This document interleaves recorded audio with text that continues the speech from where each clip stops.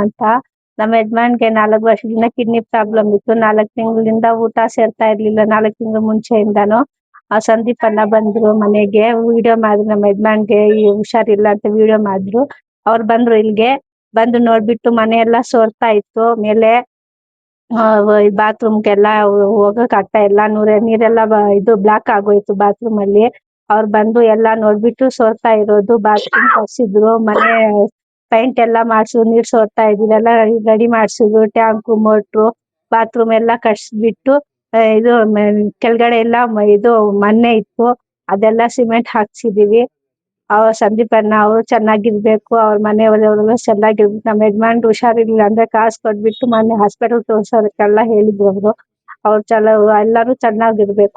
ನಮ್ಮ ಯಜಮಾನ್ ಹುಷಾರಿಲ್ದವಾಗ ಬಂದು ದೇವರಂತ ಅವ್ರು ಬಂದು ಎಲ್ಲ ನಾವು ಇದ್ದೀವಿ, ನಿಮ್ಗೆ ಎಲ್ಲ ತೋರಿಸ್ತೀವಿ, ಏನು ಭಯ ಬೀಳ್ಬೇಡ ಅಂದ್ಬಿಟ್ಟು ಹೇಳ್ಬಿಟ್ಟು ಹೋದ್ರು. ಆವಾಗ ಬಂದು ಎಲ್ಲ ಮಾಡ್ಸಿದ್ದಾರೆ. ಅವ್ರು ಹೇಳ್ದಂಗೆ ಎಲ್ಲ ಆಗಿದೆ ಕೆಲ್ಸ ಎಲ್ಲದು. ಎಲ್ಲ ಆರೋಗ್ಯ ಕಿಡ್ನಿ ಪ್ರಾಬ್ಲಮ್ ಇತ್ತು. ಅದು ಇದು ಎದೆಯಲ್ಲಿ ನೀರ್ ತುಂಬಿಕೊಂಡಿತ್ತು. ಅದೆಲ್ಲ ಕಡಿಮೆ ಆಗ್ತಾ ಇದೆ. ಅವರೆಲ್ಲ ತೋರ್ಸೋದಕ್ಕೆಲ್ಲ ದುಡ್ಡು ಕೊಟ್ಬಿಟ್ಟು ಮನೆಯೆಲ್ಲ ರೆಡಿ ಮಾಡ್ಸಿದ್ದಾರೆ ಅವ್ರು. ಈಗ ನಿಮ್ಮ ಯಜಮಾನ್ ಏನ್ ಮಾಡ್ತಾರೆ? ಮನೆ ಎದ್ದೇಳಕ್ಕೂ ಆಗ್ತಾ ಇರ್ಲಿಲ್ಲ. ಇವಾಗ ಆಟೋ ನಡೆಸ್ತಾ ಇದ್ದಾರೆ. ಇಷ್ಟು ಹೇಳಿದ ಸಂದೀಪ್ ರೆಡ್ಡಿ ಅವರಿಗೆ ನೀವೇನ್ ಹೇಳ್ತೀರಿ? ಏನ್ ತುಂಬಾ ಥ್ಯಾಂಕ್ಸ್ ಅವ್ರಿಗೆ. ಅವ್ರು ಬಂದಾಗ ನಮ್ಮ ಯಜಮಾನ್ಗೂ ಹುಷಾರಿರ್ಲಿದಾಗ ಅವ್ರು ಬಂದಾಗಿಂದಾನು ಚೆನ್ನಾಗಿದ್ದಾರೆ. ಓಡಾಡಕ್ಕೆಲ್ಲ ಇದ್ದಾರೆ. ಅವ್ರ ಎಲ್ಲ ಕೆಲ್ಸ ಎಲ್ಲ ಏನೇನ್ ಹೇಳ್ಬಿಟ್ಟು ಹೋಗಿದ್ದಾರೆ. ಎಲ್ಲ ನಾವ್ ಮಾಡ್ತೀವಿ, ನಾವ್ ಇದೀವಿ ಅಂದ್ಬಿಟ್ಟು ಹೋದ್ರು.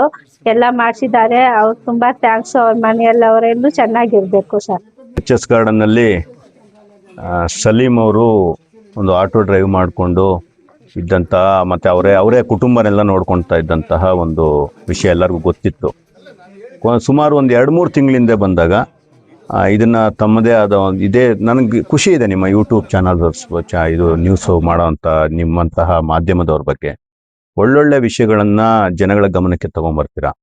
ಅದೇ ರೀತಿ ನಮ್ಮ ನರಸಿಂಹಮೂರ್ತಿ ಅಣ್ಣ ಅವರು ಈ ವಿಷಯವನ್ನ ಇಡೀ ಚಿಕ್ಕಬಳ್ಳಾಪುರ ಗೊತ್ತಾಗಂಗೆ ಒಂದು ವಿಡಿಯೋ ಮಾಡಿ ಏನು ಸಲೀಂ ಅವ್ರಿಗೆ ಹುಷಾರಿಲ್ದಿರೋ ಅಂಥದ್ದು ಮತ್ತೆ ಅವ್ರ ತಾಯಿಯವರು ತುಂಬಾ ನೋವಲ್ಲಿ ಅವತ್ತು ಹತ್ಕೊಂಡು ಹೇಳಿದಂಥದ್ದು ಇಡೀ ಚಿಕ್ಕಬಳ್ಳಾಪುರಕ್ಕೆ ಮನಕಲುಕುವಾದಂತಹ ಒಂದು ಸನ್ನಿವೇಶನ ತಾವು ತೋರಿಸಿದ್ರಿ.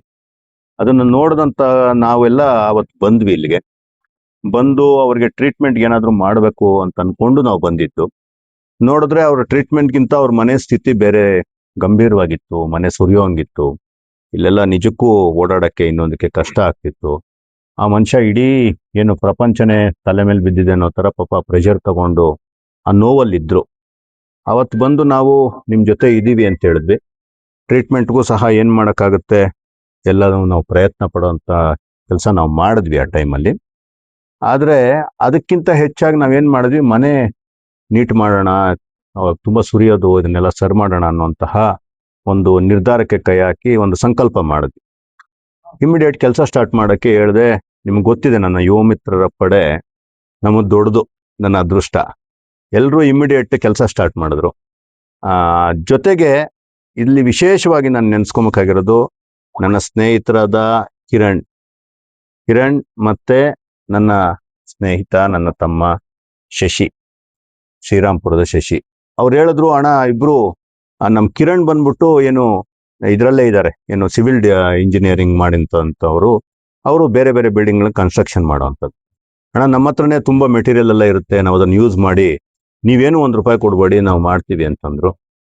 ಅದೇ ರೀತಿ ಇವತ್ತು ಸುಸಜ್ಜಿತವಾಗಿ ಈ ಮನೆಯನ್ನ ಜೊತೆಗೆ ಶೌಚಾಲಯವನ್ನ, ಹೆಣ್ಮಕ್ಳು ಇರುವಂಥದ್ದು 4 ಜನ ಹೆಣ್ಮಕ್ಳಿದ್ದಾರೆ. ಏನು ಅಂಗವಿಕಲ ಮಗು ಒಂದಿದೆ ಇವ್ರಿಗೆ. 4 ಜನ ಹೆಣ್ಮಕ್ಳು ಇರುವಂತಹ ಕುಟುಂಬ. ಒಂದು ಶೌಚಾಲಯ ಬೇಕೇ ಬೇಕಿತ್ತು. ಇದು ಮೊದಲಿದ್ದಂತಹ ಶೌಚಾಲಯ ತುಂಬಾ ಅಧ್ವಾನ ಆಗಿತ್ತು. ಇದೆಲ್ಲವನ್ನ ಸುಸಜ್ಜಿತವಾಗಿ ಮಾಡಿ ಸುಮಾರು ಹಣವನ್ನ ಹಾಕಿ, ತಮ್ಮ ಕಷ್ಟದಿಂದ ದುಡಿದಂತ ಹಣವನ್ನ ಹಾಕಿ ಇವತ್ತು ಆ ಸಂಸಾರಕ್ಕೆ ನಾವು ಆಸರೆಯಾಗಿ ನಿಂತರು. ಸಮಾಜ ಅನ್ನೋದಕ್ಕೆ ನಿಜವಾದ ಅರ್ಥವನ್ನ ನನ್ನ ಸ್ನೇಹಿತರು ಇವತ್ತು ಕೊಟ್ಟಿದ್ದಾರೆ.